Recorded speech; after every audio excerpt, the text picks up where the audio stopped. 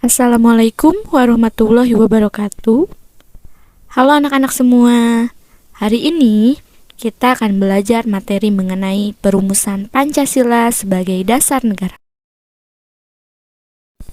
Perumusan dasar negara dilaksanakan di dalam sidang BPUPK yang pertama, yaitu tanggal 29 Mei sampai 1 Juni 1945.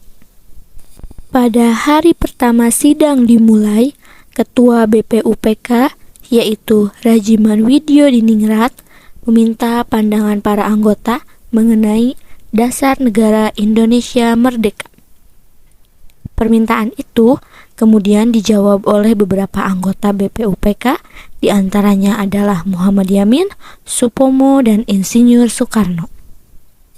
Muhammad Yamin menyampaikan pandangan dan gagasannya mengenai dasar negara, yaitu pada tanggal 29 Mei 1945, yaitu yang pertama peri kebangsaan, kedua peri kemanusiaan, yang ketiga peri ketuhanan, keempat peri kerakyatan, dan kelima kesejahteraan rakyat. Kemudian, Supomo menyampaikan pandangan dan gagasannya mengenai dasar negara, yaitu pada tanggal 31 Mei 1945, yaitu yang pertama persatuan, kedua kekeluargaan, ketiga keseimbangan lahir dan batin, keempat musyawarah, dan kelima keadilan rakyat.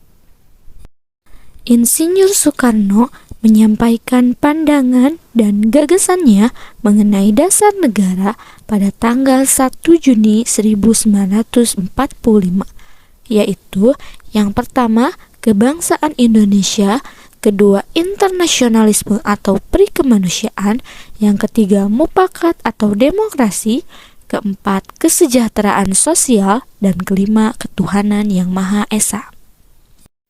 Pada hari itu juga, Insinyur Soekarno memberikan pandangannya mengenai dasar negara Indonesia yang beliau beri nama sebagai Pancasila.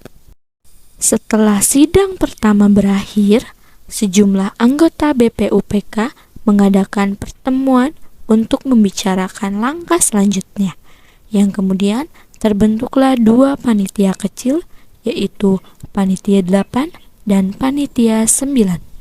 Panitia 9 mengadakan rapat pada tanggal 22 Juni 1945 tentang dasar negara. Pokok-pokok pikiran yang muncul di dalam sidang BPUPK kemudian dikaji secara mendalam oleh Panitia 9.